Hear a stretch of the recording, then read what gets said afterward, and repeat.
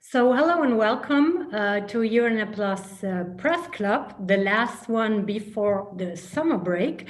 Today we will once more look into EU's search for a proper answer to the corona crisis. The new revised economic forecast sets up the pressure to find an agreement over the so-called recovery fund ahead of the next EU summit that will happen at the end of next week.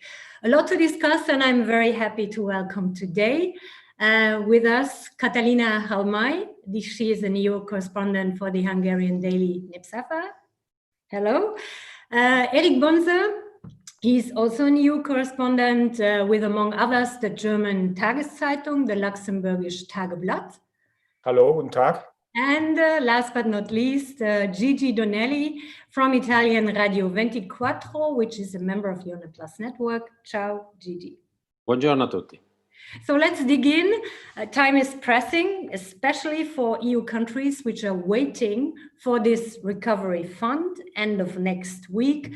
As I said, leaders will gather in Brussels for the first physical summit since the beginning of the pandemic. Erik, German Chancellor Angela Merkel this week insisted in her speech in the European Parliament that everybody should be ready to compromise. To me, it sounded a little bit like, let's make big concessions. How likely is it that they will succeed this time? Are you ready to make a prediction? Yes, I'm afraid that we will not see an agreement yet next week. If you look at the speech that Mrs. Merkel made, it was a very hard and very enthusiastic speech for her terms. If you look at other European speeches she held, they were not as convincing, and she did not stress that much that she was a convicted European as this time, and she focused very much on values and solidarity in order to accommodate the MEPs, I guess, because she knows that she will finally need the vote of the European Parliament, and that will be not so easy given what is lying on the table. The recovery fund and especially the EU budget are not really what the European Parliament expects. And unfortunately, even given that she made a good speech, she did not really make any new commitments, no announcement, and she did not sketch any compromises. So I'm rather pessimistic for the next summit. Katalin, the Hungarian Prime Minister Viktor Orban announced that it probably will not be possible to agree next week. What's the background of this estimation? Why is he so pessimistic? It should be in everybody's interest to reach an agreement rather quickly. I think there are two things we have to emphasize. One is that Orban maybe understands how difficult to bridge the gaps between different member states, between the Visegrad 4 countries or Eastern and Central European countries with other member states of the European Union. The second thing, I think that Orban doesn't used to say very nice things about the European Union. So if he say that, okay, guys, we will have an agreement this weekend, that wouldn't fit the narrative Orban uses usually about the European Union. So maybe let's look a little bit more into the details. As Erik said, Angela Merkel was rather vague on all the details. One of the controversial issues is the volume, of course, of the package. Angela Merkel, during her speech, was referring a lot to the 500 billion France and Germany were proposing. The Commission has proposed 250 billion more for this recovery fund. Gigi, Italy and Spain both said that they would rather set up their demands, also referring to the latest figures of the Commission of this economic forecast. So I guess less is not an option for Italy, for example. Well, it's not an option, but I think that Italy is very well understanding that it's not writing the deal or the agreement. So there is, let's say, a very physical debate, and we have the impression that it's going to be even harder in the next few days, as much as we go close to this meeting. As Eric says at the very beginning, I mean, there is nothing written yet, and we all know that the mechanism of vote within the European Union are made to make choices that are shared. So, to say so, I would like to add that from the point of view of Italian government, I think Giuseppe Conte feels that is pretty much backed as not many Italian prime minister by European institutions, by Germany, and of course by Spain and other, let's say, co-interested country. But the decision will be part of the next few days of work. I think Conte is very much fit for that. This is what he was doing. He has been doing for the last 2 years, also within the country. So, by the way, Gigi, Conte was very clear when we had this other rescue package that has already been decided, and he was very clear on saying that these credit lines from the European stability mechanism, was not going to be used by Italy. Is this still the case regarding these new figures that are really even worse than the one expected? Okay, as you know, we cross two completely different subjects, which is political survival within the government and general interest of the country. And that's why I'm saying that I think Giuseppe Conte is quite fit for the role, because it was very often defined as an old Demo-Christian, character, which actually it was not like a political participation, but he is probably as a man, as a personal history. So I wouldn't say that Italy won't accept any credit line as much as I don't see it. I think the result is to bring home as much as possible and then to solve the question within. Mm. Katalin, is the volume of the package even a topic for Viktor Orban, for the Hungarian government, or is that something that's not discussed a lot? It is not discussed a lot.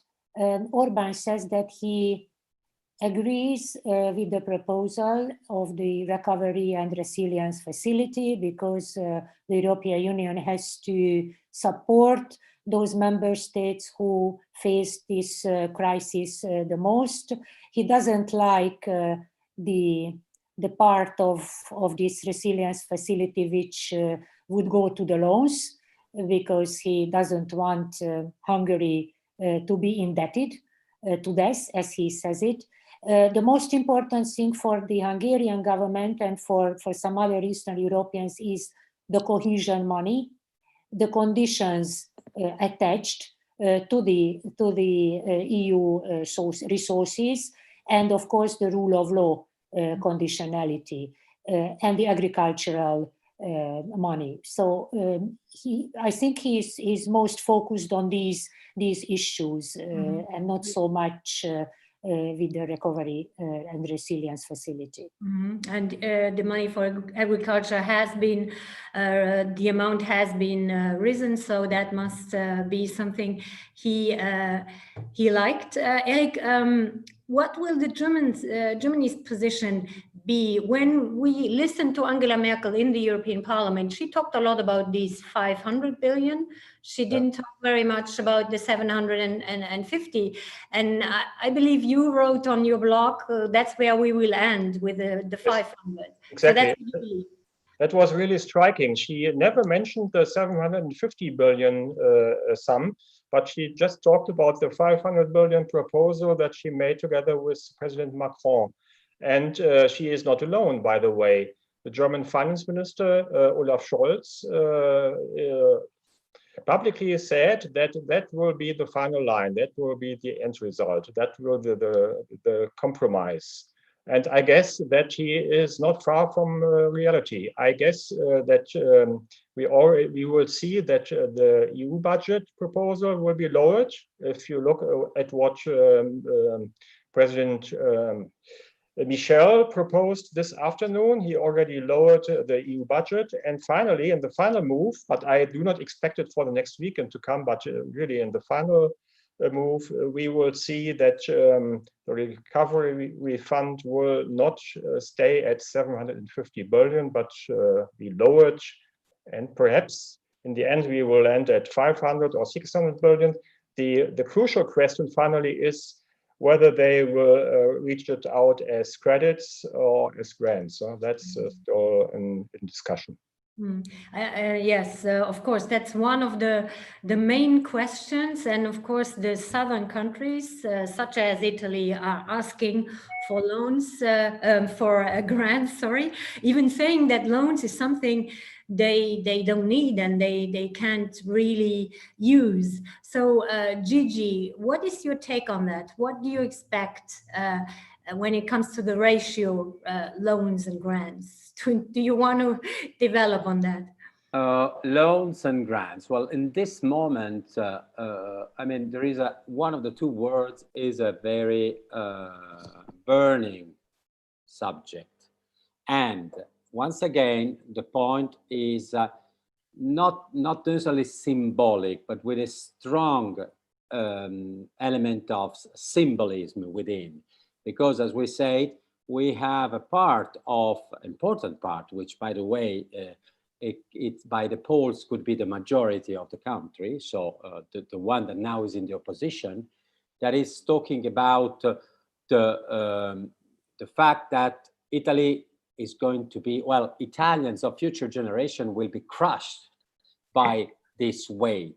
So of course you can imagine, and I think I am a little bit more optimistic than Eric, but probably less informed, that the idea that the German Chancellor and let's say many European big countries are very well understanding that they play a money game, but also a very political one. Because Italy, it's, well, I wouldn't say too big to fail, just to quote a book, but it could really change the balance of some of Europe in a way at the long distance. So I am thinking, of course, it will be a point of let's say dissent from the original. I might say, when Eric said that probably will be 600 or something, that could be the point of a mediation by two different needs. And that would be also presentable to Italian publics. So I guess it's also all about the conditions. We will come to that right away. But before that, I'd like to come back to Eric by asking him, do you think this package proposed by France and Germany, this 500 billion, was it really a U-turn in the German policy? Is it a German bye-bye to austerity? What do you expect from that? Because it came quite as a surprise. Yes, it marks a U-turn, at least for Mrs. Merkel. But you have to consider the finance minister too. Mr. Scholz was much more in favor of this kind of pro-European fiscal policy. And I think that finally, and that he made some changes, he has new advisors and so on in his ministry. And I think that his point of view finally gained the course, finally was the strongest. And Mr. Macron pushed very much. He pushed very much. That's what I heard in Berlin. He really wanted this agreement, but there are many strings attached. You already mentioned the conditionality, and on the other hand, it will be a one-off. It will be an exceptional measure, and Mrs. Merkel is already pushing for a quick end of this exceptional effort. and she's talking about 2022 or something like this. And afterwards, nobody knows what is going to happen. If you have to repay the debt very quickly, and you do not have new own resources for the European Union, for the budget, then you will be obliged to pay back by member states' contributions. And if and at the same time you reinstall the Stability and Growth Pact, then you will have a strong push for austerity. That's what I'm afraid of, really. So maybe it's really just a one-off for 1 or 2 years, and afterwards we get back to what we had before, and maybe even worse. So it's a big gamble, because if in the meantime we have no growth, no economic growth, then we will really be in a mess. So if this recovery fund succeeds and we can have growth in Italy, in Hungary, in Germany, but also in France and so on, then it will be okay, and we will perhaps even be better off. But on the other hand, if we do not have sustainable growth, and we have to pay back this debt quickly, then it could become very, very dangerous for the survival of the European Union, and especially for the Eurozone. Yeah, maybe I can just give the floor to Gigi quickly here, because the Italian Prime Minister said this week that a weak package would destroy the single market. Is he just being a tough guy here, or do you think that's really an option?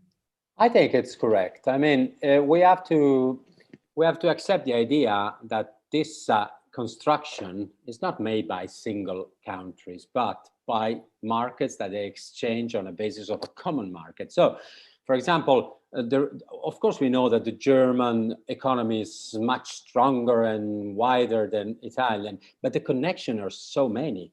And so I think it's true at the very end. And as I said, it is also the reason, also with the political side, because Mr. Macron has very similar problem, let's say, within his right wing, blowing on his back on the future. So yes, this is a very special moment. Of course, as we are not going to solve everything here. The point is that we are going to able to go on, and so to play this game for the future. If we won't be able to close an agreement very soon, the reaction of the public opinion will be really dramatic. Maybe not so much in Hungary, as you already mentioned, Katalin, when we talk about the reaction of the people, but I'm sure that being a member of the European Union, or not being, getting money from Brussels is a big issue also in Hungary. So we talked already about it, the link of the rule of law, of the respect of the rule of law, the link to EU money. That has been a big topic during the last weeks. And today, Charles Michel the Council President, made a new proposal ahead of the summit next week. And he watered down this conditionality. So that must be good news in Budapest. Yes, I think so. It's a good news, but I'm still not sure whether it is acceptable to Hungary or to some other Eastern European countries. Michel watered down the original proposal of the Commission, and by the way, the opinion of the European Parliament is very much similar to the European Commission's opinion. So it goes against the two institutions in a sense that it makes it easier for the member states to block the sanctions if the rule of law breaches achieve a level when the sanction might come. I expect still big debates about the rule of law conditionality in the Council, because the frugal force and some other member states are sticking to a very, very strict rule of law conditionality. And as I said, I am still not sure whether Mr. Orbán or others will be satisfied even with this watered down proposal of Charles Michel. Eric, rule of law was something that was important to Germany, but already in the speech of Angela Merkel, and also in something she said even a week before in a press conference, she said, well, we do have to have the money, and then we talk about the conditions. So that was already a sign, maybe, that Germany will not really insist on that. What do you think? Yes, I agree with that. In the first place, the rule of law was kind of a German idea, and it was really a priority. But when you watch the program for the German Council presidency, it is somewhere in the middle, lost between other so-called priorities that are not really priorities anymore. And there was an outcry in the parliament after the speech of Mrs. Merkel, because she stressed the values, but she did not talk about Hungary, she did not talk about Poland, she did not talk about Mr. Orban, and finally she did not make any commitment. And so I'm afraid, but well, it's on the other hand, it's a pragmatic approach, typical for Merkel. In the first place, she wants to have to budget, and in the second place, she wants to have some conditions. And I think that finally, reforms of the economy, of climate-related reforms, digitalization, and so on, are more important for her than the rule of law. Do you think, maybe to everybody who wants to answer, do you think the parliament will actually, if the proposal stands like it is right now, watered down when it comes to the respect of the rule of law? Do you think the parliament will block, actually will have the courage to block this agreement reached by the leaders?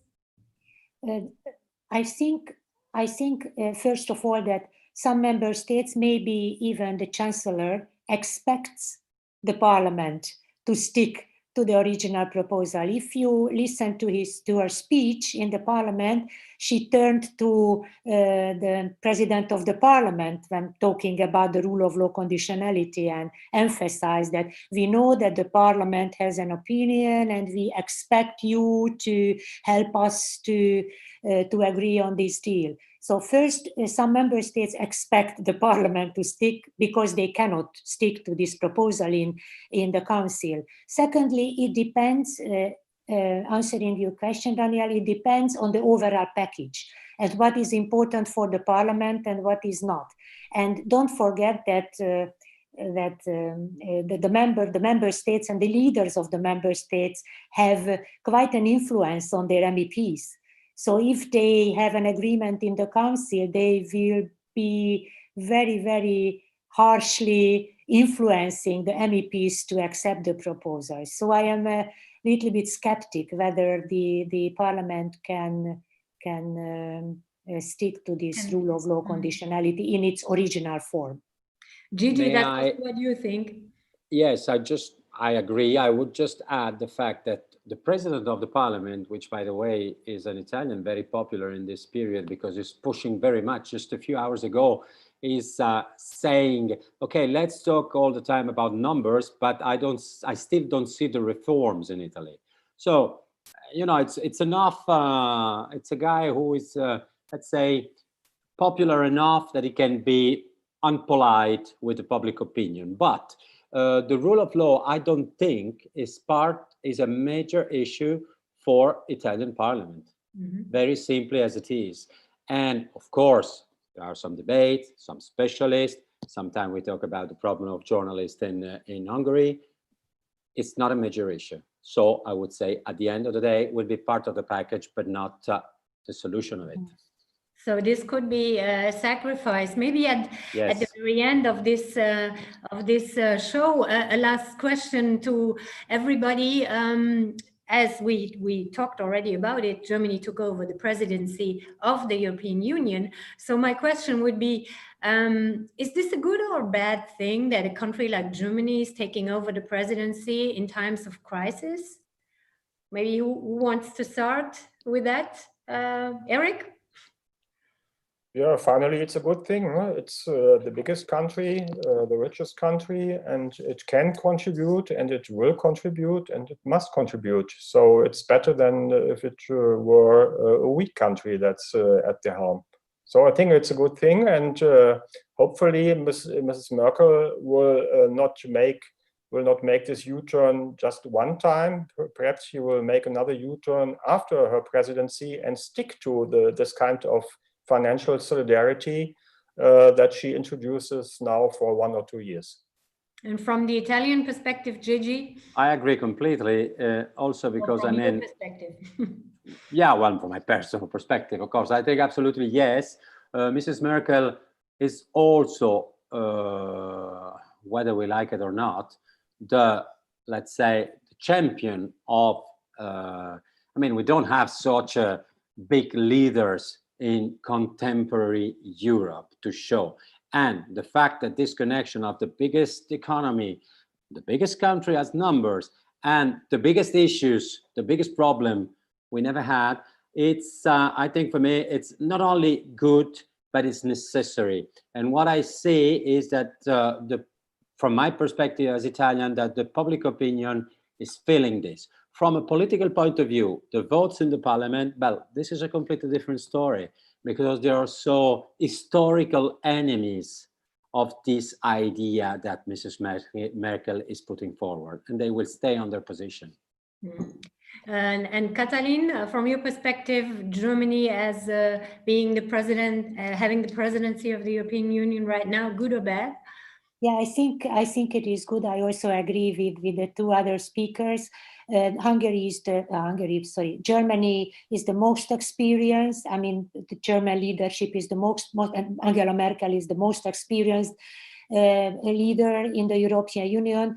She knows where the problem lies, how to solve these problems. And from the Hungarian perspective, I must add that Viktor Orban respects. If there is one leader in the European Union whom Viktor Orban respects, that is Angela Merkel. So let's see what happens in this respect also.